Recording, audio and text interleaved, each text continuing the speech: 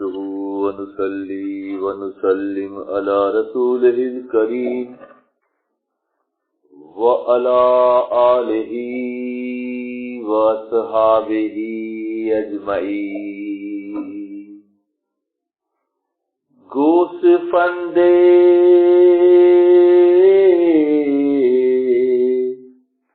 از کلیم اللہ گری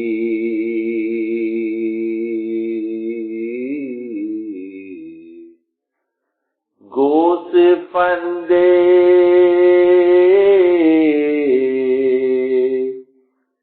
از کلیم اللہ گری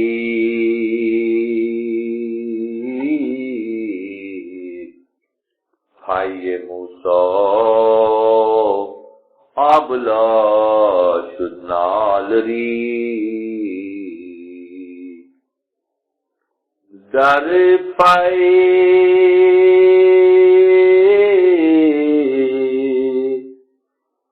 او تو بے شب در جستجو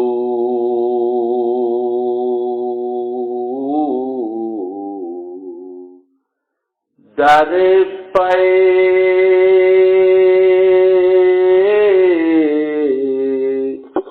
او تو بے شب در جستجو وارما غایب شدو از چشم او گوسپند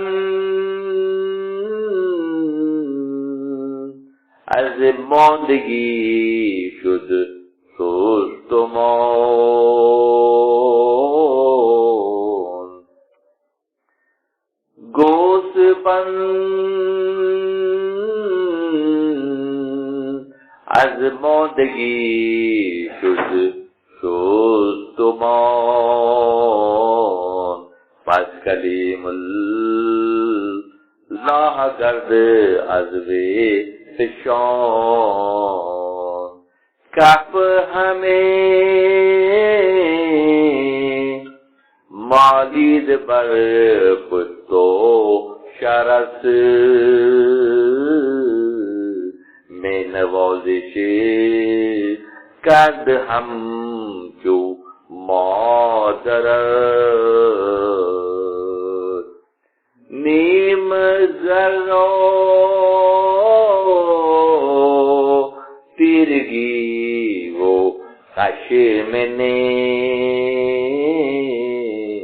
غیر مہرو رحم و آب چشم نے گفت گرم برمنتے رحم نبود تب تو بر خود چرو استم نبود با ملائک گفت یزدان آن زمان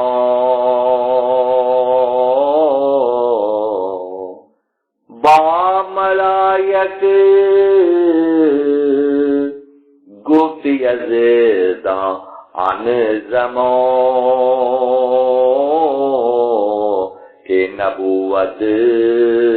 کہ نبوت ارحم زیبت فلان با ملائک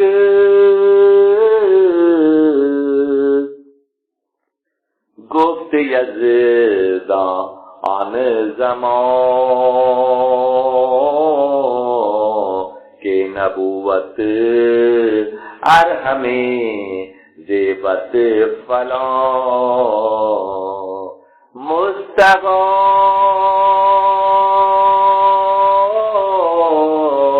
فرمود خود کے ہر نبی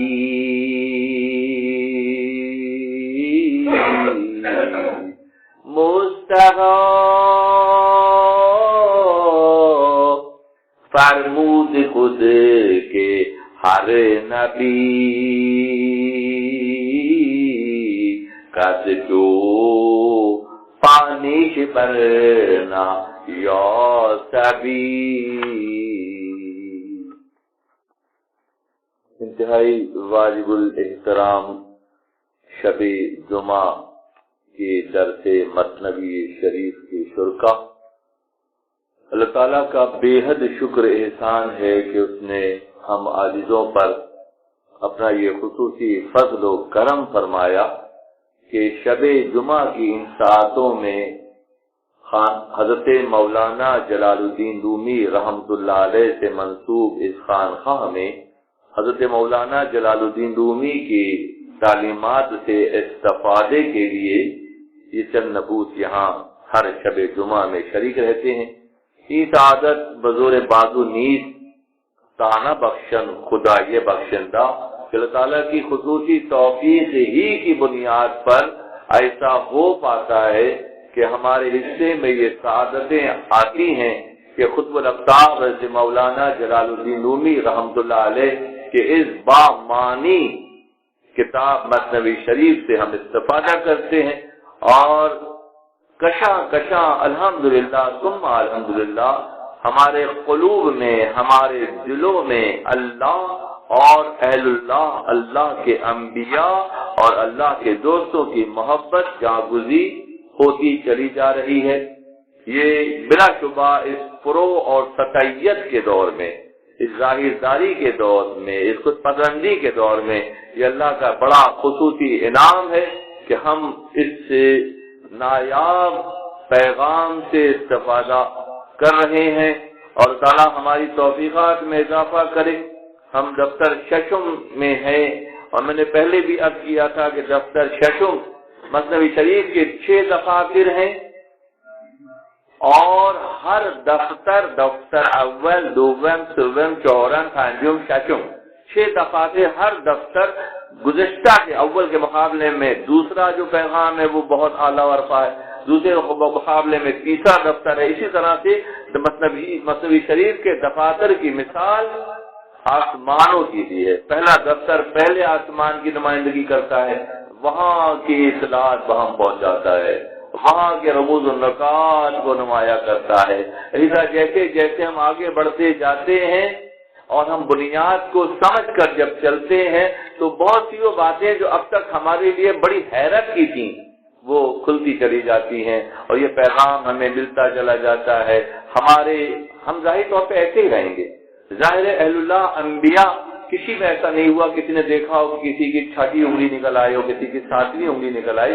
ظاہر میں تو ہم اس 5 انگلیوں کے ساتھ ہی دنیا میں رہیں گے، مگر باطنی طور پر ہمارا وجود جو ہمارے وجود میں اللہ کا امر روح کی شکل میں موجود ہے، وہ جوہر جب ایکٹیو ہوگا تو اس کی ایکٹیویشن سے کیا ہوگا؟ جب نور ایکٹیو ہوگا تو ماحول نورانی ہو جائے گا، جب نور ایکٹیو ہوگا تو روحانیت نمایاں ہو جائے گی، جب نور ایکٹیو ہوگا تو ماحول کو روشن کر دے گا اور جب ماحول روشن ہو جائے گا تو چلنا آسان ہو جائے گا. اکثر مثال دیتا ہوں کہ دودھ ہی میں مکھن بھی چھپا ہوا ہے اور گھی بھی چھپا ہوا ہے. ایک پروسیس کے بعد دودھ میں سے گھی نکلتا ہے. ہم سب جانتے ہیں اس میں کوئی اضافت کچھ نہیں ملایا جاتا. جو دودھ ہوتا ہے اسی کا پروسیسنگ کی جاتی ہے. خواتین گاؤں دیہات میں جانتی ہیں کہ دودھ کو پھینٹ کر جو ہے وہ پہلے دہی نوایا جاتا ہے، پھر اس میں سے مکھن نکالا جاتا ہے، پھر مکھن کے بعد اس میں سے گھی نکل آتا ہے. جوہر دودھ میں موجود ہے. اسی طرح ہمارے وجودوں میں امر ربی کا جوہر موجود ہے. اس کی ایکٹیویشن کی جو پلاننگ ہے، اس کا جو پروسیس ہے، اس کا جو طریقہ کار ہے، یہ کون بتائے گا؟ یہ اہل اللہ بتاتے ہیں. وہ جوہر کو روح کو ایکٹیو کرتے ہیں. موجود ہے، سائلنٹ ہے. ایکٹیویشن شریعت مطہرہ کی پاسداری اور طریقت کے راہ پر استقامت سے چلنے اور ذات سے محبت کرنے کی بنیاد پر یہ روح ایکٹیو ہو جاتی ہے. پھر انسان خلیفۃ اللہ کے مقام پر فائز نظر آتا ہے. خلیفۃ اللہ کون ہوتا ہے؟ وَإِذْ أَرَدَ شَيْئًا، جس طرح اللہ ارادہ کرتا ہے اور وہ کہتا ہے کہ ہو جا، اسی طرح خلیفۃ اللہ ارادہ کرتا ہے اور کہتا ہے کہ ہو جا تو ہو جاتا ہے. تو مقام ہے. کالے گورے، مشرقی مغربی، شمالی جنوبی کی کوئی تفصیل نہیں ہے۔ جو محنت کرتا ہے، جو اسلام پہ استقامت سے چلتا ہے، اس کے حصے میں سعادتیں آتی چلی جاتی ہیں۔ مولانا روم رحمت اللہ علیہ کی یہ ماہ مبارک مولانا کا ماہ مبارک، ہمارے لیے تو عید کا مہینہ ہے یہ، مولانا کے چاہنے والوں کے لیے عید کا مہینہ ہے یہ، خوشی کا مہینہ ہے، بساط کا مہینہ ہے، خوشحالی کا مہینہ ہے۔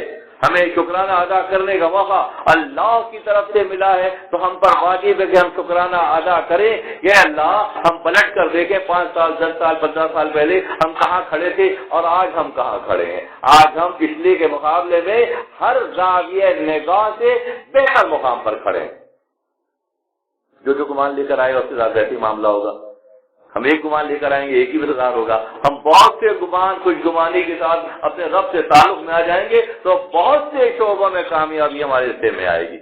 حضرت مولانا جلال الدین رومی رحمۃ اللہ علیہ کی مثنوی شریف کے دفتر شجم سے ہمارے نائب جناب آصف کامران جلپی صاحب گزشتہ نشست کا حوالہ پیش کرنے کی سعادت حاصل کر رہے تھے۔ آفرین ہے، میں تو تنہا ہی چلا تھا جانب منزل، مگر لوگ ملتے گئے اور قافلہ بنتا گیا۔ ان بچوں کے دلوں میں محبت اور زبانوں میں چیرنی پیدا ہو رہی ہے، قادر کلامی پیدا ہو رہی ہے، گفتگو کا انداز پیدا ہو رہا ہے۔ مقصد یہی ہے خانقاہ کا، یہاں آنے والے کو یہاں سے اس کا حصہ ضرور ملے، ہر آنے والے کو اس کے بخار کے مطابق جتنا وزن اٹھا سکتا ہے وہ اٹھائے اور اس کا حصہ اس کو ملتا چلا جائے۔ میں دفتر ششم میں جیسے میں عرض کر رہا تھا کہ چھٹے آسمان کی خبریں ملتی ہیں، اور مولانا روم فرماتے ہیں کہ جس نے میری مثنوی کے 6 دفتر پڑھ لیے تو 7واں دفتر میں خود آ کر اس کو پڑھاؤں گا۔ اگلی جو انفارمیشن ہے، اگلی جو لطافتیں ہیں، جو پیغام سے ہم غافل ہیں، جہاں تک ہم نے سبق حاصل کیا، اب اگلی منزلوں پر اللہ کا فضل شامل حال رہے گا، اور تصرف اہل اللہ کے دوستوں کی گرفت کیسی ہے، اللہ اپنے دوستوں کو کیسے نوازتا ہے، اور نوازش کو اللہ کے دوست نفل و خدا میں کس طرح تقسیم کرتے ہیں، یہ مثنوی شریف کے اسباق ہیں۔ آج کی نشست میں شروعات تو بہت سادہ انداز میں ہو رہی ہے، اور بات کہاں سے کہاں چلی جائے گی۔ گوسفندے از کلیم اللہ گری،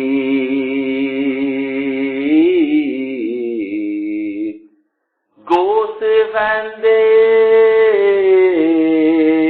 از کلیم اللہ گری، پای موسی آبلو شد نالری۔ موسیٰ کلیم اللہ علیہ السلام حضرت شعیب علیہ السلام کی بکریاں چرایا کرتے تھے۔ بہت ہی لطیف نقطہ ایسے بھی چھپا ہوا ہے، جب موسیٰ کلیم اللہ کسی وجہ سے مصر سے مدائن کی طرف، جہاں حضرت شعیب علیہ السلام کا علاقہ تھا، نبی اللہ علیہ السلام کا علاقہ تھا، مصر کی ناگفتہ حالات کی وجہ سے آپ نے ہجرت کی، آپ مدائن پہنچے۔ وہاں پہ حضرت شعیب علیہ السلام کا علاقہ، اور شعیب علیہ السلام نے اپنی بیٹی صفورہ سے حضرت موسیٰ کلیم اللہ کا نکاح کیا، اور بکریوں کا بہت بڑا ریوڑ حضرت شعیب علیہ السلام کے پاس تھا۔ تو ایگریمنٹ یہ ہوا کہ چرواہے کے طور پر بکریاں چلانے کے لیے ذمہ داری دی گئی موسیٰ کلیم اللہ کو۔ یہ بھی دھیان رکھیے کہ موسیٰ کلیم اللہ بائی برتھ نبی ہیں، بائی برتھ نبی ہیں، مگر اعلان نبوت نبی صلی اللہ علیہ وسلم کے معاملے میں نبی صلی اللہ علیہ وسلم خاتم النبیین ہیں، تخلیق میں سب سے اول ہیں، بے شک میں سب سے آخر ہیں۔ اسی طرح سے موسیٰ کلیم اللہ بھی بائی برتھ نبی ہیں۔ وہ واقعات وہ شرح و برق سے انشاءاللہ بیان بھی کیے گئے اور آئندہ بھی کیے جائیں گے۔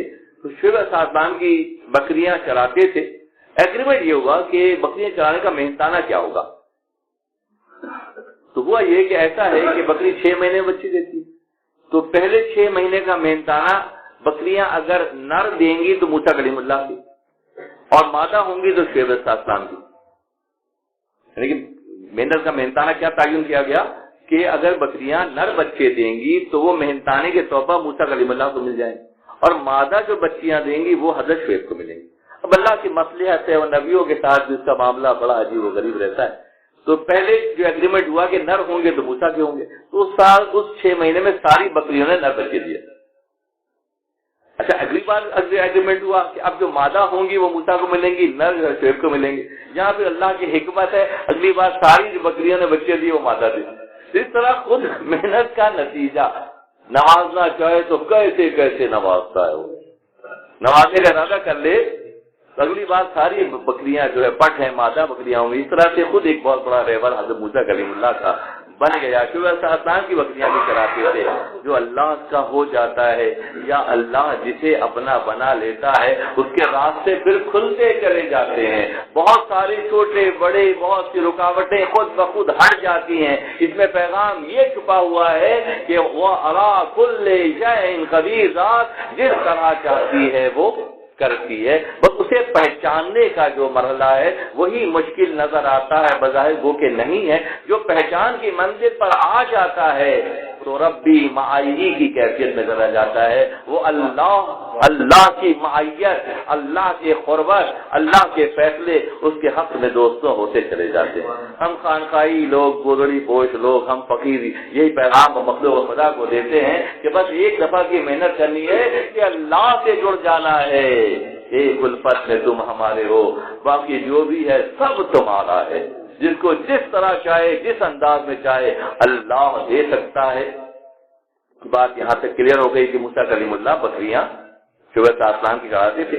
ایک موقع ایسا ہوا کہ ایک بکری ریوڑ سے نکل کر، آج کا مضمون یہ ہے، ریوڑ سے نکل کر بھاگی، اب بھاگتی چلی جا، در پے او تو بے شب در جستجو، یعنی کہ ریوڑ سے نکل کر خام ایسے بھاگی۔ میں نے شاید پہلے جو کیا کہ بکری کا مزاج ایسا بنایا گیا ہے کہ جہاں اس کو ہریالی نظر آئے، جہاں اس کا من کرے اس پر چل پڑتی ہے، تو ریوڑ سے بعض اوقات نکل بھی جاتی ہے۔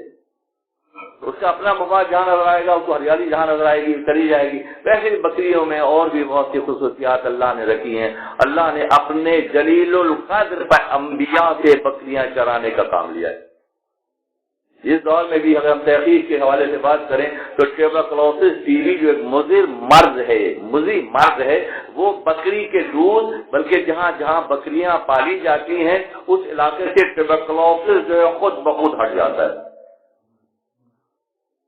بکری کے دودھ اور بکری کی جو اس کے یورین اور اس کے جو مینگنی ہوتی ہے، اس میں وہ صلاحیت ہوتی ہے کہ جس کی وجہ سے ٹی بی کا جراثیم وہاں قریب نہیں آتا۔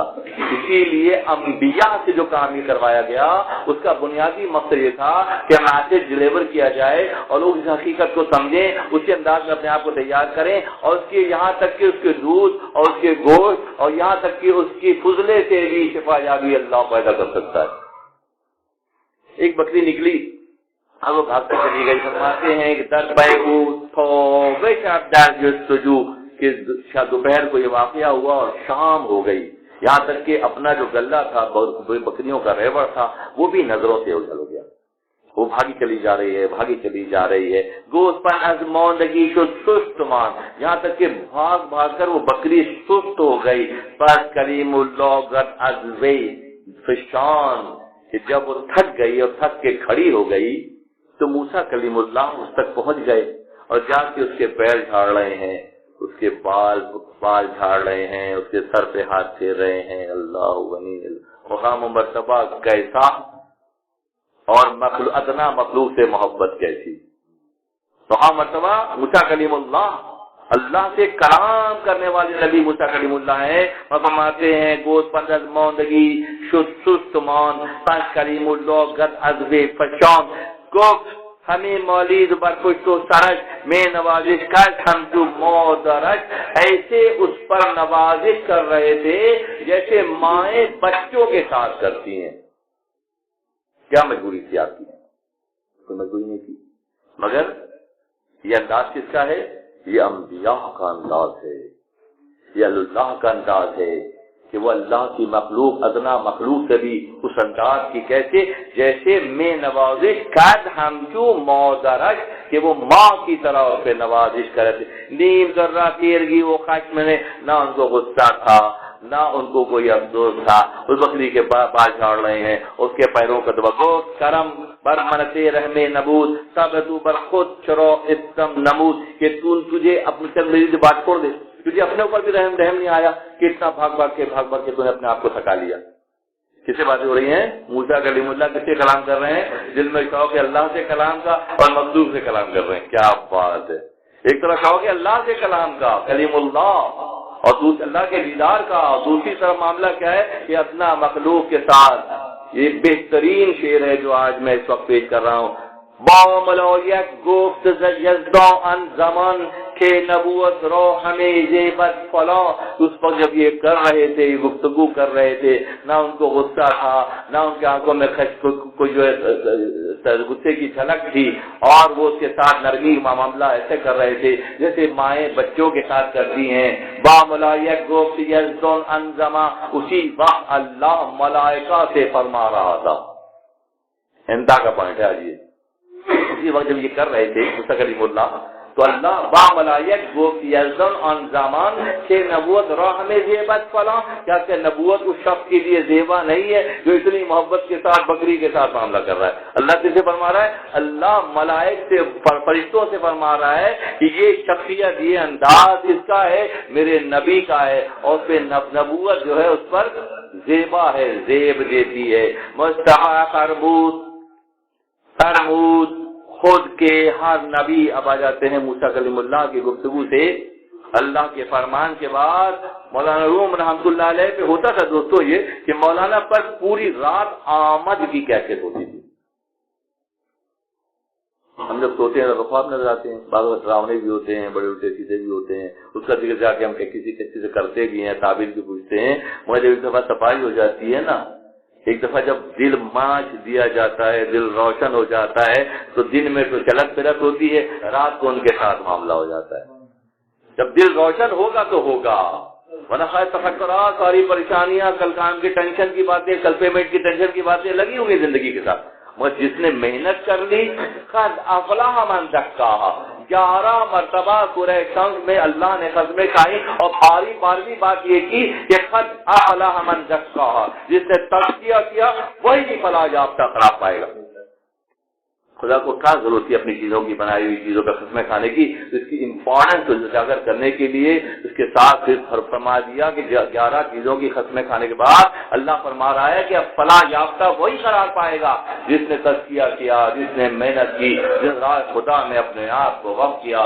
مصطفیٰ فرمود خود کے ہر نبی صلی اللہ علیہ وسلم فرماتے کا فرمان علی شان ہے کہ کر چو فامیش کرنا یا تبھی کہ اللہ نے نبی صلی اللہ علیہ وسلم کے مبارکہ ہے کہ اللہ نے نبیوں کو بکریاں چرانے کے کام پر معمول کیا. میں نے پہلے عرض کیا کہ بکری کا مزاج ایسا ہوتا ہے کہ وہ جہاں اس کا منہ اٹھاتا ہے جل پڑتی ہے.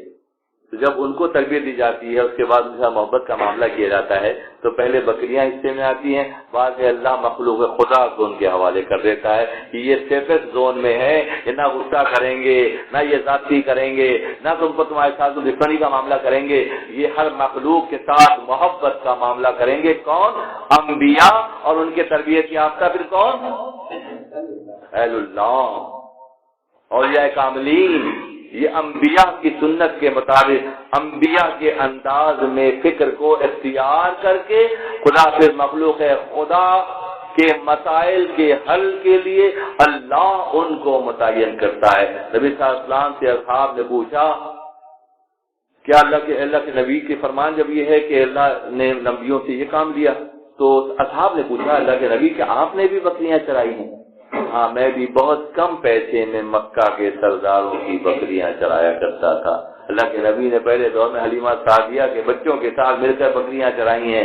یہ حلیمہ سعدیہ کی بکریاں, جب میں بار بار کہنے کو دل چاہتا ہے, سفر حج میں جب مدینہ منورہ پہنچا تو وہاں کے کچھ احباب ہیں جو بہت محبت فرماتے ہیں, ایک محفل میں لے گئے شب جمعہ میں, اور جب تعارف کرایا کہ یہ پاکستان میں ہمارے کراچی میں مثنوی بیان کرتے ہیں, بڑی وہ صاحب جو صاحب خانہ آرامی کے مدینہ منورہ کے بڑے محبت سے ملے اور بہت تعظیم کی, بہت عزت دی. جب کھانا لگا فاتحہ کے بعد سلام بھی ہوتا ہے مدینہ منورہ میں, فاتحہ بھی ہوتی ہے جیسے ہم لوگ کرتے ہیں، ہم اور آپ لوگ کرتے ہیں، مدینہ منورہ میں اس طرح سے رائج ہے یہ بات، اور کسی کی جرأت نہیں ہے کہ ان علاقوں میں جا کے ان کو روک سکیں۔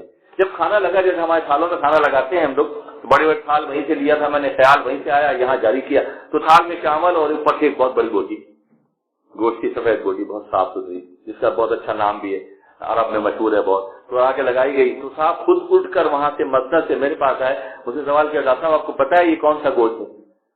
صاحب میرے میں تو نہیں ہے کیا کہ حلیمہ سعدیہ کی بکریوں کی نسل کو ہمارے بڑوں نے اب تک سنبھال کے رکھا ہے، ہر شب جمعہ میں انہی بکریوں کی ضیافت کا اہتمام ہوتا ہے جو آپ اس وقت کھا رہے ہیں، وہ بکریاں ہیں جو نبی صلی اللہ علیہ وسلم نے جن کو چڑھایا۔ محبت کرنے والے جب ایسے ہوں تو خطرہ پھر کوئی نہیں ہے، یہ بھی سن رکھیں، کوئی خطرہ نہیں، کوئی پریشانی نہیں ہے، کیونکہ کچھ دیوانے ایسے بھی ہیں جو بکریوں تک کو اب تک پال رہے ہیں، اس نسل کی بکریوں کو جس کے ہمارے آقا نے چرواہے کے طور پر ان کو چاہا۔ اللہ کے سسٹم کا نظام کا معاملہ یہ ہے کہ کچھ ایسے دیوانے ہیں جو کہتے ہیں کہ شہرہ میں سے بے شمار بکریاں ہم نے پال رکھی ہیں اور ہر شب جمعہ کی ضیافت میں اس کو استعمال کرتے ہیں۔ مصطفیٰ فرمود خود کے ہر نبی کر چوپانیک برنا یوسبی، نبی صلی اللہ علیہ وسلم کا فرمان ہے کہ اصحاب کے سوال پر اللہ کے نبی نے فرمایا کہ میں نے بھی مکہ کے سرداروں کی چند بہت کم پیسوں کے عوض کچھ عرصے بکریاں چرائی ہیں، بے شبانی امتحان اپنے دونوں پیش ہوئیے، جہاں جب تک چوپانی چرواہا کا رول پلے نہیں کیا جاتا ہے اللہ مخلوق خدا کو ان کے حوالے نہیں کرتا ہے۔ کہ کیا یہ بات انبیاء تک ہو جائے گی؟ تا قیام قیامت تک کے لیے ہے کہ جو اس راستے کو اختیار کرے گا، جو اللہ کی مخلوق سے محبت کا فریضہ ادا کرے گا، اللہ ان کو یہ اوصاف حمیدہ سے مزین کرے گا کہ وہ پہلے مخلوق خدا، پہلے جانوروں کی کم درجے کی مخلوق کی خدمت اور پھر انسانوں کو ان کے تصرف میں خدا دے دیتا ہے۔ خدا کے علم میں یہ بات ہے کہ یہ جب ایسی محبت ان کے دلوں میں پیدا ہو جائے گی پھر میرے مخلوق کو یہ کسی زاویے سے بھی نقصان نہیں پہنچائیں گے۔ گوشت سویل ہم تنے دے اے پہلواں، گوشت بن ہم بود ہم دہرے شبا، ہر امیر کوشبانی یہ بشر آشنا عورت کے بوشد موت ثمر حلم موسیٰ وور اندر نقبئی خود او بجا عارت بتک بیرت خرد۔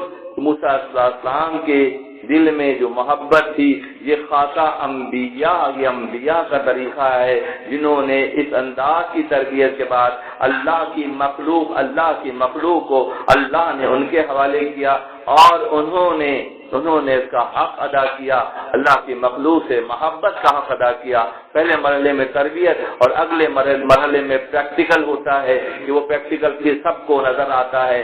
آشنا کے انبیاء عزیز برکشید و داد زکیے اشفیا خوج بارے تو دری چوپانیت کبھی آنچے کور گر اوشانیت وانما جا در مقافات عزیت سروری جو دونہ بخشیدیت۔ یہ طریقہ اللہ کو محبوب ہے جو اللہ کی مخلوق سے محبت کرتے ہیں اور اللہ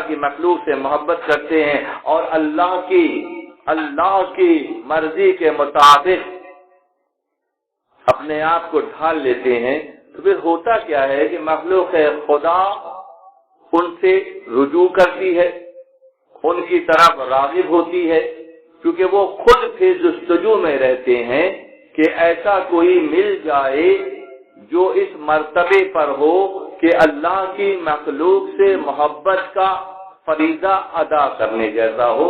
تو یہاں پر ماتو بجائی تاکہ سچ چندان کرم بامن خرصہ بجا آری نعم تو کجوئی تو خندہ چن چمن۔ ایسے کردار ہوتے ہیں دوستوں جو بہت محنت و مشقت کے بعد اللہ ان کو ان فرائض کی ادائیگی کے لیے پسند کرتا ہے، پھر مخلوق خدا کے دل میں بات ڈالتا ہے کہ وہ جا کر ان کی جستجو کرتے ہیں، ان سے ملنے کی خواہش ظاہر کرتے ہیں، تو طرف جاتے ہیں۔ ہر بزرگان اسلام کی زندگی کے واقعات میں بے شمار ایسے واقعات ہیں کہ مخلوق خدا، جیسے ابوالحسن خصاری رحمۃ اللہ علیہ کا ذکر آیا تھا، تذکرہ غوثیہ کا ایک واقعہ ہے کہ ایک صاحب ایک اللہ کے دوست سے ملنے کا جذبہ لے کے گھر سے چلے کہ فلاں علاقے میں وہ رہتے ہیں، جب علاقے کے قریب پہنچے تو ایک بہت لہلہاتا ہوا کھیت دیکھا. جو لوگ کام کر سے پوچھا کہ یہ کھیت کس کا ہے؟ اتنا سبزہ، اتنی ہریالی، یہاں پہ اتنی رونق ہے. کہ وہ فلاں حضرت صاحب کا ہے. پھر آگے گئے تو ایک پمپ جو وہ چل رہا تھا، کنویں میں سے پانی نکالا جا رہا تھا، پنچکی لگی ہوئی تھی. تو وہاں بھی کچھ لوگ کام کر رہے تھے. پوچھا یہ کس کی ہے؟ تو نے حضرت صاحب کی. بڑی حیرت ہوئی. آگے گئے تو بہت سے مویشی چل رہے تھے. پوچھا بھائی یہ کس کے ہیں؟ چرواہے سے پوچھا تو نے حضرت صاحب کے ہیں. حضرت صاحب ہیں، اتنا مال جمع کیا ہوا ہے. ایسے حضرت مشہور ہیں اور دنیا اتنی ان کے پاس جمع ہے.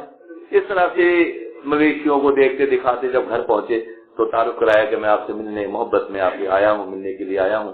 اور ان کی خدمت کی گئی، بٹھایا گیا، کھلایا پلایا گیا. تو حضرت صاحب ان کے ساتھ ایک پوٹلی تھی، ایک گٹری تھی جو لوگ ساتھ سے پہلے لے کے چلتے تھے، گاؤں در گاؤں چلتے جاتے تھے. تو وہ گٹری ان کے پاس تھی.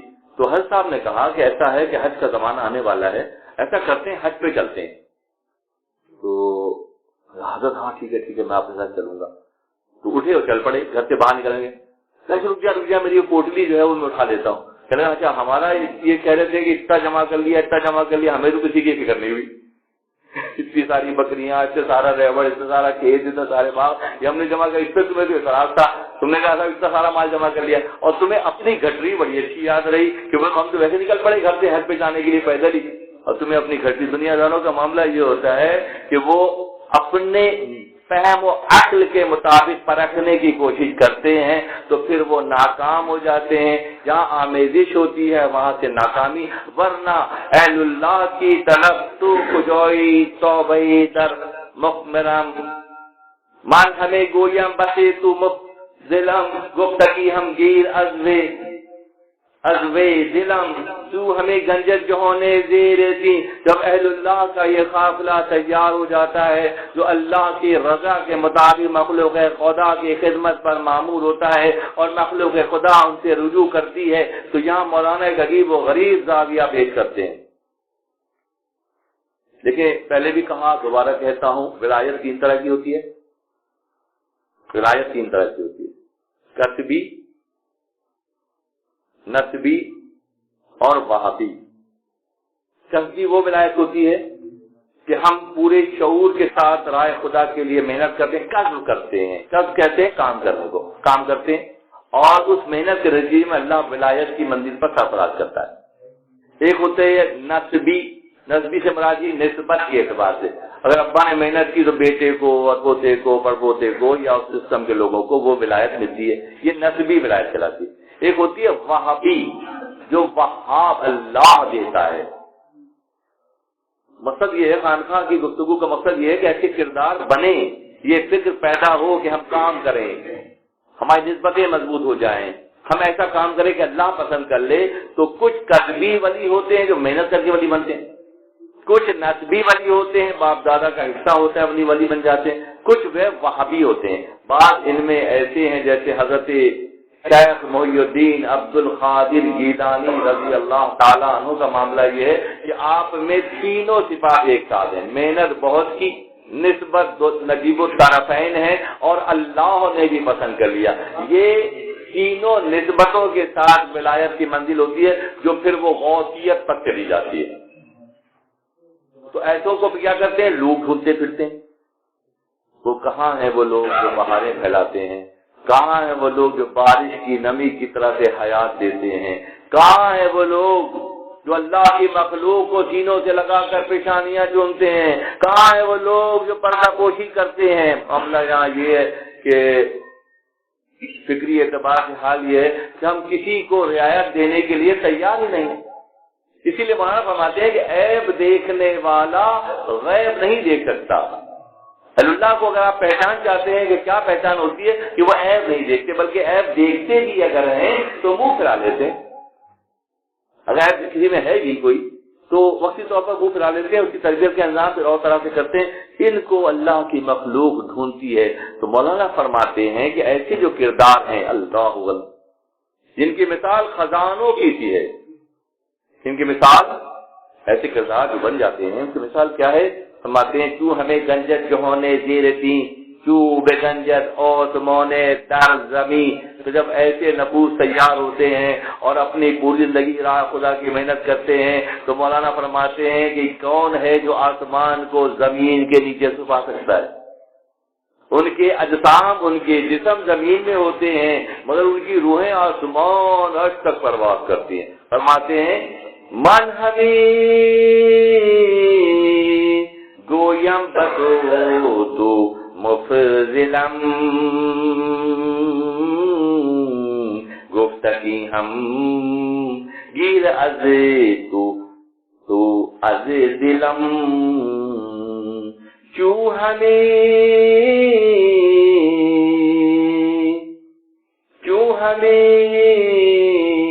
گنجر جہان زیر دین کیوں بے گنجد آسمان در زمین.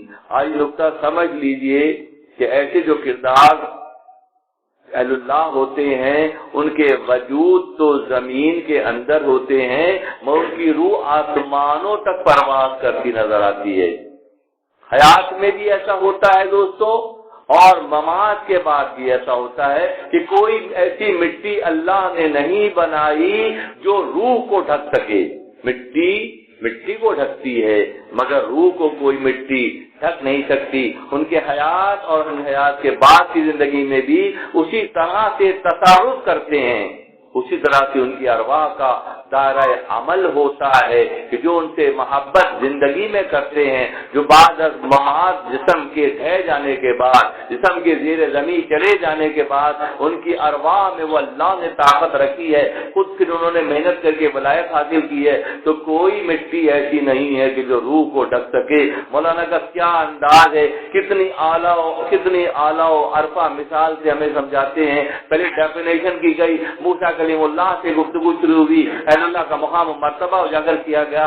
پھر ان کے بعد الممات کے معاملات سمجھا رہے ہیں کہ حیات بشریت کے بعد الممات جس نے محنت کی ہے، جنہوں نے اللہ کو راضی کیا ہے، ان کے جسم تو وجود جسم جو ہے زمین میں ہوتا ہے.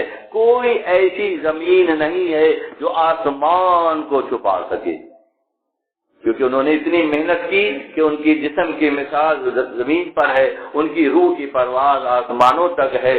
اور وہ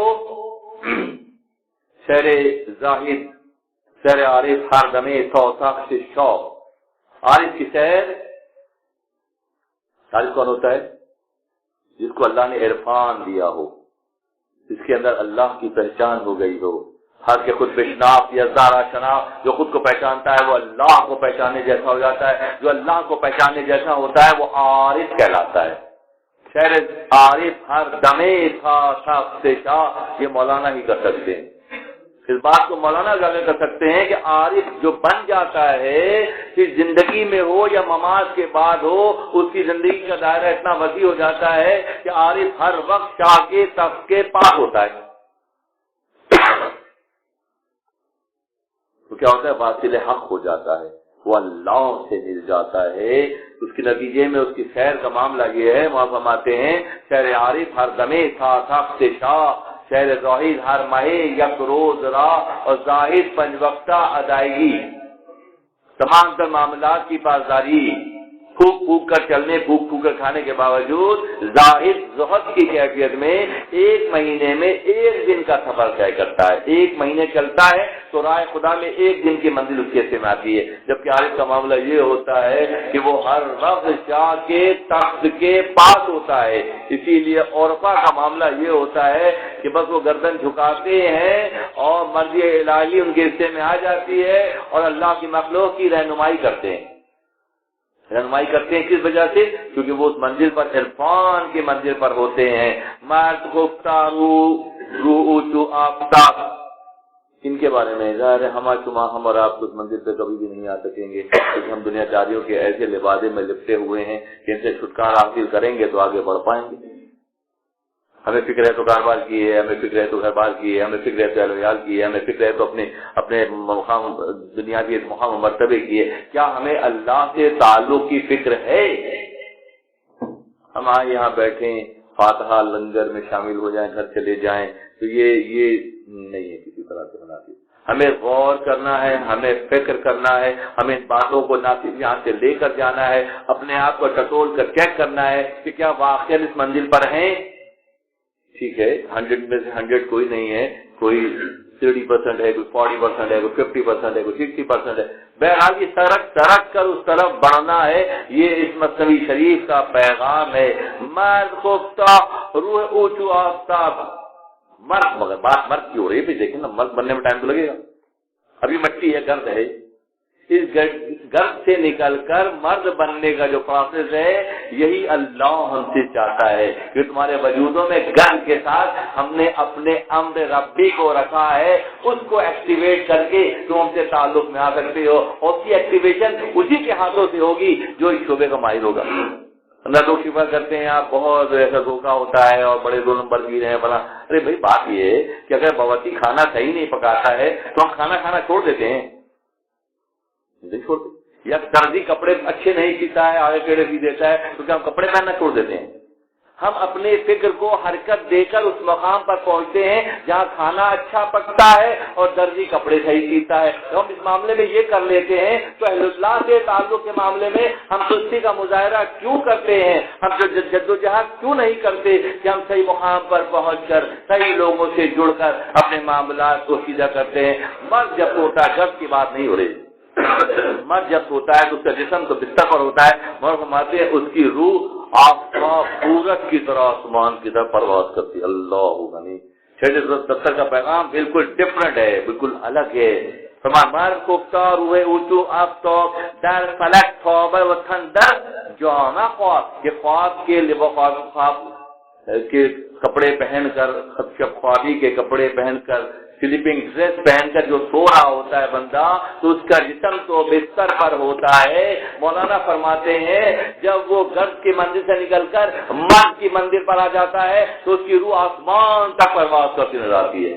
جب ہم اس سسٹم میں داخل ہوں گے تو باتیں ہمارے سمجھ آئیں گی۔ ابھی ہم اس سسٹم کے لوگ ہیں جو یہاں کی باتیں کرتے ہیں، یہاں کے فکر کرتے ہیں۔ روچو من امر ربی مختفیز، ہر مثال کی بگویم منتفیز، کہ روح امر ربی ہے۔ روح کیا ہے؟ اللہ کا امر ہے۔ آدم علیہ السلام کی تخلیق جب اللہ نے فرمائی، محبت کا یہ عالم دکھایا کتب سیر میں ہے کہ اللہ نے اپنے ہاتھوں سے آدم کے وجود کو، مٹی کو گوند کر بنایا ہے۔ ہم اولاد آدم ہیں نا، ہمیں فکر ہے کہ ہمیں اللہ نے اتنی محبت سے بنایا ہے۔ ہمارے باپ کو اللہ نے اپنے ہاتھوں سے بنایا ہے، اس کی مٹی کو اپنے ہاتھوں سے گوندا ہے۔ کسی اور مخلوق کے بارے میں یہ نہیں ہے، کیونکہ اللہ نے خلافت کے منصب پر سرفراز کرنا تھا عالم کو، تو اتنا انٹرسٹ اللہ کا یہاں ظاہر ہو رہا ہے۔ ہم انہی کی صلب سے ہیں، ہمیں شعور نہیں ہے کہ ہم اللہ کے ہاتھ نہیں ہیں۔ تمشید اور بھائی اس کی امپورٹنس کو اجاگر کرنے کے لیے مثال دی جا رہی ہے کہ ہم ہمارا وجود اللہ کے ہاتھوں سے گودے ہوئے وجود کا حصہ ہے۔ کتنی نئی بات، ڈفرنٹ بات ہے نا، پہلے کبھی نہیں سنی۔ تو آدم علیہ السلام کو جب اللہ نے گوندا اور ان کا جو وجود بنایا، تو پھر نفخ فی الصور کی بنیاد پر اپنا امر آدم کے وجود میں اللہ نے دم کیا۔ تو دم جو کہتے ہیں نا کہ یہ دم کیا ہوتا ہے اور دم کیسے، ان میں لوگوں کے سمجھ نہیں آتا کہ دم کی حقیقت کو جانتے ہی نہیں۔ جو دم کی حقیقت کو جانتے ہیں انہیں پتا ہے کہ جن کے اندر دم ہوتا ہے وہی دم کر سکتے ہیں، اور جن میں دم ہوتا ہی نہیں، جن میں دم، وہ کیسے دم کر پائیں گے؟ بھائی ہوگا تو دیں گے نا۔ بھائی اگر میرے پاس مثال کے طور پہ میرے پاس 1 کروڑ روپے بیلنس میں اور میں 10,000 کا چیک کاٹ رہا ہوں تو میرے اکاؤنٹ میں کمی تو نہیں آ رہی کوئی بھی۔ وہ تو بہت آسان ہے کہ 1 کروڑ کی موجودگی میں 10,000 کا چیک کاٹنا۔ تو یہ وہ جو دم کو پہلے پختہ کرتے ہیں تو پھر وہ دم کرتے نظر آتے ہیں۔ اے عجب کو لول شکر بور تو، واہ جوابات خوش او اسرور تو، اے عجب کے آدمی چوز الفقار۔ خوبصورت بات، اس بات مولانا نے عجیب عجیب دعوے دکھائے ہیں۔ اب آتے ہیں کہ لوگ کہتے ہیں کہ حضرت علی کی تلوار، بات کو کیسے سمجھاتے ہیں؟ حضرت علی کی تلوار کا نام ذوالفقار ہے۔ اچھا، لوگ ذوالفقار کا ذکر کر رہے ہیں، وہاں فرماتے ہیں کہ حقیقت یہ ہے کہ ذوالفقار میں کچھ نہیں ہے، وہ تو مولا کے ہاتھ کی طاقت ذوالفقار کو چلاتی ہے. تم تلوار میں الجھے ہوئے ہو، ہاں کسی کی بات نہیں، تم جسم میں الجھے ہوئے ہو، اسی کو بنا رہے ہو، سنوار رہے ہو، نکھار رہے ہو، کپڑے پہنا رہے ہو، غذا کھلا رہے ہو بہتر سے بہتر. ایک رات تمہاری صحبت کے بعد وہ غذا دوسرے دن ایسا کرتی ہے کہ تم واش روم سے نکل کے بھاگتے ہو. جب تمہاری صحبت میں غذا کا یہ حال ہو جاتا ہے تو اگر اہل اللہ کی صحبت اختیار کرو گے تو جیسے ان میں خوشبو ہے ویسے تمہارے وجود میں خوشبو پیدا ہو جائے گی. تم تلوار کی بات کرتے ہو، مولا کی تلوار کی بات کرتے ہو، ذوالفقار یقین تو ذوالفقار ہے، ساکان کے اندر تلوار ہے، مگر اس تلوار کی حرکت جو ہے مولا کائنات کے دست بازو کی وجہ سے. تو اہمیت کسی ہو گئی؟ مولا کی ہاتھ کی ہو گئی. اہمیت کسی ہو گئی؟ روح کی ہو گئی. روح کی ہو گئی نا بھائی. جسم تو پھر واجبی ہو کر رہ گیا کیونکہ جسم جو ہے ہر کارا ہے. چند ہم جو پاکتا پوشانا شانہ جو کو یہ طریقہ تم پاکتا سے سیکھ لو، جا کر خمری سے سیکھ لو کہ وہ پکارتی ہے کو تو کہاں ہے، تو کہاں ہے، تو کہاں ہے. جب وہ پکار کرتی ہے تو کہاں ہے تو اس کا مقصد اپنے رب سے تعلق میں آنا ہوتا ہے. کم سے کم اللہ کی ادنا مخلوق خمری ہی سے پاکتا سے سبق سیکھ لو کہ اللہ کی پہچان کے لیے کیا کرو، جد و جہد کرتے نظر آؤ. تو کو کا مطلب ہے کہاں، کہاں ہے تو، کہاں ہے تو، کہاں ہے، یعنی کہ وہ جہاں ہے اس مقام تک پہنچنے کی کا شعور اللہ نے بخشا ہے.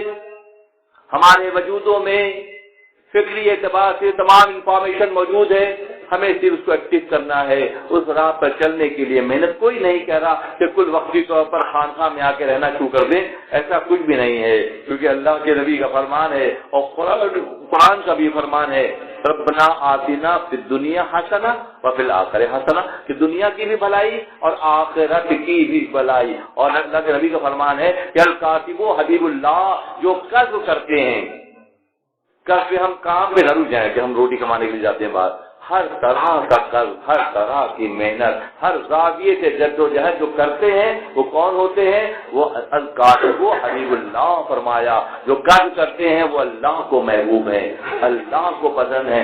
جو اللہ کو پسند آ جائیں تو اللہ اپنے مخلوق کے دلوں میں ان کی محبت کیسے جاگزی کر دیتا ہے. اتنی محنت کی اپنوں کے لیے، کچھ نہیں ملا. جب راہ خدا کے لیے محنت کی تو سارے سر جھکائے دستبوسی کے لیے کھڑے نظر آتے ہیں. یہ اس راہ کی محنت ہے جو اللہ کو پسند ہے، اور جو اللہ کو پسند ہے اس کی کامیابی کے لیے کیا بات ہو سکتی ہے. فرماتے ہیں طرف کے ہر دفعہ رشتہ بہت جوئی بار کشتو کشتہ. اللہ کا نظام ہے کہ جو راہ خدا کے لیے، جو راہ خدا کے لیے محنت کرتے ہیں، آسما کو تابینت غرب و شک روز ہورے از فضت کو برطبق.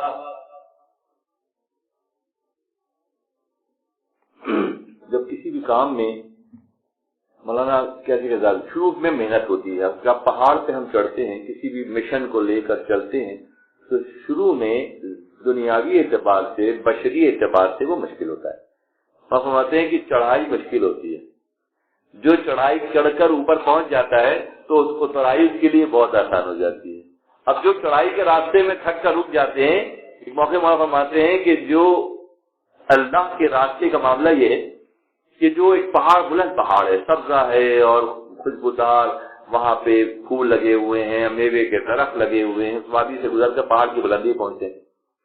جو اس بلندی تک پہنچ جاتے ہیں، بہت سی بات سنی گا، جو اس پہاڑ کی بلند، مثال کے طور پر بات ہے یہ، جو اس پہاڑ کی ان تمام چیزوں کو دیکھتے ہوئے پہاڑ کے اوپر پہنچ جاتے ہیں، وہ پھر اس طرح پلٹ کر نہیں آتے ہیں، وہ پھر ادھر اتر جاتے ہیں. کیونکہ اس سے کہیں زیادہ روشن منظر اس طرف کا ہوتا ہے جو وہاں تک پہنچ جاتا ہے، پھر دنیا کے اندر میں کیا ہو کے رہ جاتی ہے؟ انتہائی بے مایا ہو کر رہ جاتی ہے. اگر میں مثال سے دوں کہ باپوں کے سلبوں سے ماؤں کے شکموں میں منتقل ہوتے ہیں، ماؤں کی شکموں سے دنیا میں منتقل ہوتے ہیں. ٹھیک ہے، دو پروسیس ہمارے سامنے ہیں کہ باپوں سے ماؤں میں منتقل ہوتے ہیں، ماؤں سے دنیا میں منتقل ہوتے ہیں. وہ ہمیں اچھی طرح سے معلوم ہے، ہم تک جانتے ہیں، ٹھیک ہے۔ اب ہم کہیں کہ تم بہت محدود دنیا سے بڑی دنیا میں آئے تھے، ماں کے پیٹ میں آئے تھے، اور پھر ماں کے پیٹ سے اور بڑی دنیا میں آئے جو دنیاوی زندگی ہے۔ اب اس سے بڑی کہیں زندگی اگلی زندگی ہے، کیونکہ دیکھے ہوئے نہیں ہوتے تو لوگ کتراتے ہیں، ورنہ جو اس مقام تک پہنچ جاتا ہے پہاڑ کی بلندی تک، تو یہ والا معاملہ پیچھے نجاستوں کا نظر آتا ہے، کیونکہ لطافتیں تو اس طرف ہیں، اور جو وہاں تک پہنچتا ہے پھر وہ اس طرف پلٹ کر نہیں آتا، اور جو آگے کہانیاں سناتے ہیں اس کا مطلب ہے کہ بلندی تک پہنچے ہی نہیں ہوتے ہیں، ورنہ کہ صاف یہ یہاں کے پھلوں کی باتیں ہیں، پھولوں کی باتیں ہیں، کر بلبلو طاؤس کی تقلید سے توبہ۔ کہ دفعہ اس نشست میں آپ کتنے اوپر لے کے جا رہے ہیں معاملات۔ کر بلبلو طاؤس، بلبل کہتے ہیں بلبل، طاؤس کہتے ہیں مور کو، کر بلبلو طاؤس کی تقلید سے توبہ۔ بلبل فقط آواز، طاؤس فقط رنگ، اس بلبل صرف آواز ہے اور مور صرف رنگ ہے، تم اس سے نکل کر اس کے بنانے والے تک سفر اختیار کرو۔ تم بلبل پہ رک گئے اور مور پہ رک گئے، اس کی خوبصورتی پر رک گئے، اس کی آواز پر رک گئے، بلکہ ہونا تو یہ چاہیے کوئی بتانے والا بتائے کہ اس کو بنانے والا بھی ایک ہے۔ تم اس راہ پہ سفر کرو، جب تم اس راہ پہ سفر کرو گے، مولانا فرماتے ہیں اس ہرن کو پہچانو جس کے اندر مشک ہوتا ہے۔ ہرنوں کی بے شمار قبیل ہیں، جیسے بکریوں کی بے شمار قبیل ہیں، چھوٹی سے لے کے درمیان سے لے کے بڑی بڑی سے لے کے کاموری اور گلابی سب ہے نا، بھی بکریوں کی نسلیں ہیں، اس طرح ہرنوں کی بھی نسلیں ہیں۔ اس میں ایک ہرن ایسا بھی ہوتا ہے جس میں مشک ہوتا ہے، ناک کے پاس ایک تھیلی بنتی ہے جس میں ایک مایا ہوتا ہے، ایک لیکوڈ ہوتا ہے جو مشک آہستہ آہستہ بنتا ہے، اور جب بن جاتا ہے کمال پہ پہنچتا ہے تو اس کی خوشبو کے اتنی زیادہ خوشبو کی تحریک ہوتی ہے کہ وہ خود ہرن پورے جنگل میں مارا پھرتا ہے، دوڑتا رہتا ہے، اتنی تیز خوشبو ہوتی ہے۔ اور سب سے خوشبو میں سب سے بڑی خوشبو جو ہے وہ مشک ہی ہے، اور بہت مہنگی ہے۔ مولانا فرماتے ہیں کہ اس مشک والے ہرن کے قدموں کو پہچانو۔ کیا کرو؟ بنانے والے نے ہرن بھی بنا دیا، بنانے والے نے مشک بھی بنا دیا، تم صرف یہ کرو کہ اس کے قدموں کے نشان ڈفرنٹ ہے، ہر بکری کا سائز الگ ہے، ہر بھیڑ کا سائز الگ ہے، ہر ہرن کا سائز بھی الگ ہے، تم صرف اس ہرن کو پہچانو جس کے اندر مشک ہوتا ہے، اس کی پہچان تیار کرو، جدوجہد کرو، کوشش کرو، محنت کرو، کبھی تمہیں پہچان ہو جائے کہ ہاں ایسا پیر جو ہے وہ فلاں ہرن کا ہے۔ اب اس کے نشانات پڑے ہوتے ہیں زمین کے اوپر، وہ فرماتے ہیں اس ہرن کے قدموں کے نشان پر چل کر تم جنگل کی طرف جاؤ، آگے جا کے جنگل میں جو خوشبو پھیلی ہوئی ہے مشک کی وہ خود تمہیں اپنے جانب کھینچ دے گی۔ تم اہل اللہ سے اپنے تعلق کے انداز میں پختہ کرو کہ تم سے قریب ہو کر، ان سے قریب ہو کر اللہ سے قریب ہوتے چلے جاؤ، ان سے قریب ہو کر شعوری جدوجہد کر کے، پہچان کر کے، محنت کر کے، شب و روز گزار کے تم اس مقام پر آ جاؤ کہ تمہیں اس ہرن کی پہچان ہو جائے جس میں مشک ہوتا ہے۔ پھر اگلے مرحلے میں تمہیں خود ہی معلوم ہو جائے گا کہ وہ ہرن والا، مشک والا ہرن کس درخت کے نیچے کھڑا ہے، وہ خوشبو تمہیں خود کھینچ کر وہاں لے جائے گی۔ تم اہل اللہ سے تعلق جوڑ کر، شب و روز ان کے ساتھ گزار کر، ان کی فکروں کو اختیار کر کے جب اس طرح سے چلو گے تو اللہ کی شان کریمی خود تمہیں اپنی جانب کھینچ لے گی۔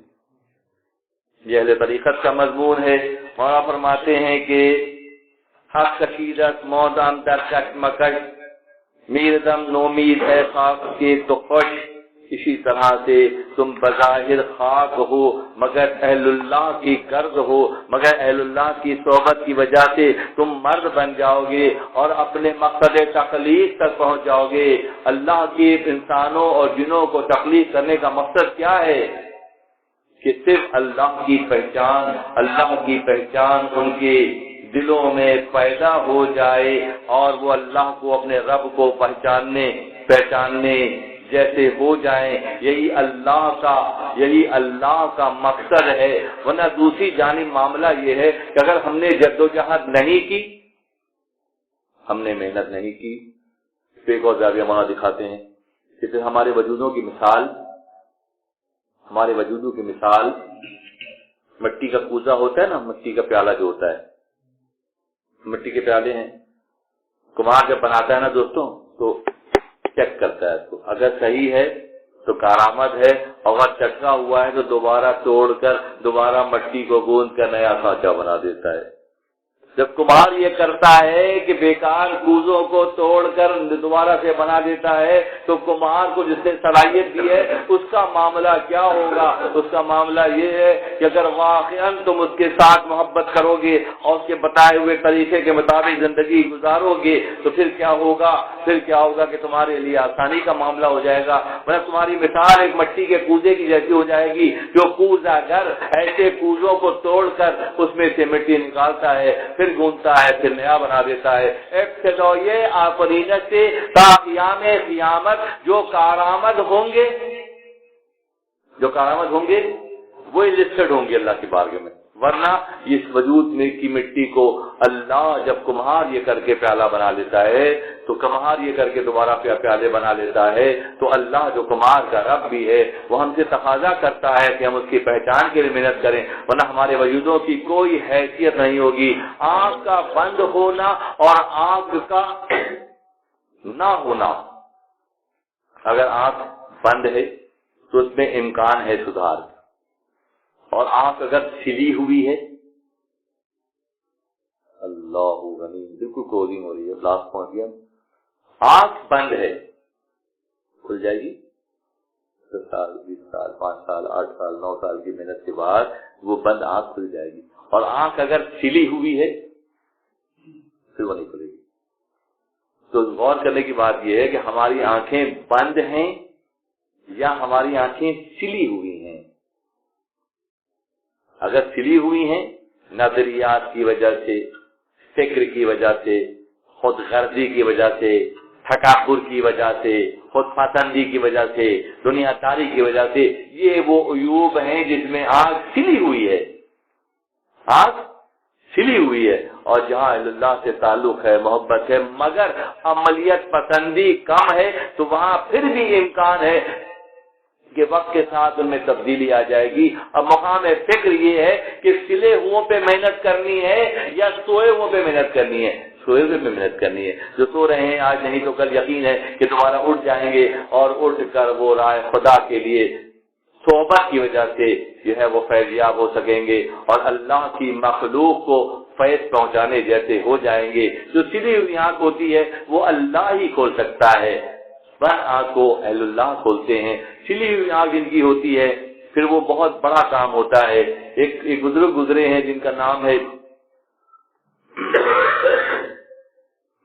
ان کا معاملہ یہ تھا کہ مستجاب الدعوات تھے، ان کے بارے میں مشہور سی بات جو دعا کرتے ہیں، ملا جام ان کا نام تھا۔ ان کے بارے میں مشہور تھا کہ جو ہاتھ اٹھاتے ہیں دعا کے لیے زبان سے نکال دیتے ہیں، اب وہ زبان ان کی زبان تو نہیں ہے۔ حدیث قدسی کا مضمون ہے کہ جو اللہ کو نفلوں کے ذریعے، نفلوں کے مراد مصلی کی نفل نہیں، میری ضرورت یہی ہے کہ مصلی کی نفلیں نہیں، عملی نفلیں، عملی نفلوں کے ذریعے جو خدا سے قرب اختیار کر لیتا ہے خدا اس کی زبان بن جاتا ہے جس سے بولتا ہے، خدا ان کی آنکھ بن جاتا ہے جس سے وہ دیکھتا ہے، یہ اللہ کا پیمانہ ہے۔ تو ایسے ہی ملا جام رحمۃ اللہ علیہ کے بارے میں مشہور تھا کہ ان کی زبان سے جو ادا ہوتا ہے وہ پورا ہو جاتا ہے۔ بہت مشہور ایک مطلب ایسا ہوا کہ خاتون مادر ذات سلی ہوئی آنکھ کا بچہ لے کر ان کے پاس آئے، بائی برتھ جو اگر کوئی ڈیفیشنسی رہ جاتی ہے، پیدائشی نقص رہ جائے کسی کے، تو وہ بہت مشکل علاج ہوتا ہے اس کا، ورنہ ویسے کسی بیماری سے اگر ہوا ہو تو وہ صحیح ہونے کا امکان کافی رہتا ہے۔ تو ایسے ہی بچے کو مادرزاد اندھے کو لے کر مطلع جام کے پاس خاتون آئی اور آ کے اس نے کہا کہ ریاضاری کی، رونے لگی کہ مجھے معلوم ہوا ہے کہ آپ دعا کرتے ہیں قبول ہوتی ہے، میرا بچہ پیدائشی اندھا ہے، آپ اس کے لیے دعا کریں کہ صحیح ہو جائے۔ رضا نے کہا بھائی یہ کام ہمارے بس کا نہیں ہے، یہ موسیٰ کرتے تھے اور عیسیٰ کرتے تھے، ان کو اللہ نے فضیلت دی، انبیاء کا درجہ فوق تر ہے، بلند تر ہے، میرے بس کی بات نہیں ہے کہ میں نہیں کر سکتا۔ دعا خلاف مصلحت ہے کہ مادر ذات اندھا ہے میں دعا کروں، ممکن ہی نہیں ہے کیونکہ بائی برتھ تو اندھا۔ تو عورت نے بہت گریہ کیا، زاری کی، رونے لگی، ہاتھ پیر پر جھومنے لگی، تو یہ زچ ہو گئے، پریشان ہوئے کہ کیسی بات کر رہی ہے، تو کھڑے ہو کر چلنے لگے اندر کی طرف، صحن سے اندر کمروں کی طرف، تو آکان میں آواز آئی کہ نہ عیسیٰ کنیم نہ موسیٰ کنیم، نہ عیسیٰ کرتے تھے نہ موسیٰ کرتے تھے. مامی کنیم، میں کرتا تھا، میں تمہیں حکم دیتا ہوں کہ جا کے اس کی آنکھوں پر ہاتھ پھیرو، اس کی آنکھیں میں روشن کر دوں. یہاں پہ ایک درجہ اور بھی ہے کہ انبیاء کا مقام مرتبہ اپنی جگہ پر ہے، مگر بعض لوگ خدا کو راضی اس انداز میں کر لیتے ہیں کہ خدا ان کے لیے ان کے ہاتھ بن جاتا ہے، خدا ان کی آنکھیں بن جاتا ہے، خدا ان کے زبان بن جاتا ہے، خدا ان کے قدم تمثیلی طور پر بن جاتا ہے، جس کا چلنا پھرنا دیکھنا بولنا اللہ کی رضا کے مطابق ہوتا ہے. نہ عیسیٰ کو نیم نہ موسیٰ کو نیم، مامی کو نہیں. یہ واقعہ میاں صاحب قبلہ رحمۃ اللہ علیہ میرے شیخ نے مدینہ منورہ میں سمجھا. کچھ واقعات بزرگان نظام نے ایسے سنائے ہیں کہ وقت پہ آتی رہتی ہے، آمد ہوتی رہتی ہے، کیونکہ سن رکھا ہے تو وہ ریفرنس کے ساتھ بولتا ہوں کہ میاں صاحب قبلہ نے مدینہ منورہ میں اپنی رہائش گاہ پہ بیٹھ کے واقعہ سنا ہے. کوئی تو وجہ ہو. یہ جو لوگ بیٹھے ہیں اس میں پتہ نہیں خدا نے کس کو چمکانا ہے، خدا نے کس کو نوازنا ہے، خدا نے کس کے ہاتھ سے اپنے مخلوق کو پہنچوانا ہے. ہم سب راستے میں ہیں، سفر کر رہے ہیں، ہمارے گوشوں میں ہمارے کانوں میں آوازیں پہنچ رہی ہیں. اس کا مطلب خدا کی مرضی یہ ہے کہ جس سے جب چاہے اپنی مخلوق کے فلاح کا کام لے سکتا ہے. تو بات ہی اتنی ہے کہ پہچان اللہ کی پہچان اور اللہ کے قادر مطلق ہونے کی پہچان ہم کہتے تو ہیں، پڑھتے تو ہیں، یقین کی منزل پر نہیں ہیں. مولانا کی مثنوی شریف ہمیں یقین کے دائرے میں لے کر جاتی ہے. بہت سے چھوٹے موٹے بت ٹوٹ جاتے ہیں، بہت سے یہ جادو سفلی کی باتیں ہٹ جاتی ہیں. جب آپ کے اندر وہ رنگ پیدا ہو جاتا ہے تو کسی ادنا مخلوق کی جرأت نہیں ہے کہ آپ کو نقصان پہنچا سکے. بس یہ محنت رہتی ہے، اور یہ محنت کون کرائے گا؟ جو اس پروسیس سے گزرا ہوگا، جس نے محنت کی ہوگی، جس نے اپنی مرضی کو اللہ کی مرضی کے تابع کیا ہوگا، پھر اللہ ان کے لیے اسباب بناتا ہے. اس خانقاہ مولا روم میں اس درس و تدریس اور خدمت جو کی جا رہی ہے، کی جاتی ہے، کی جائے گی انشاءاللہ، اس کا بنیادی مقصد ہی یہی ہے کہ مخلوق خدا کی گردنوں کو جہنم کے خطابوں سے چھڑایا جائے. وآخر دعوانا ان الحمدللہ رب العالمین.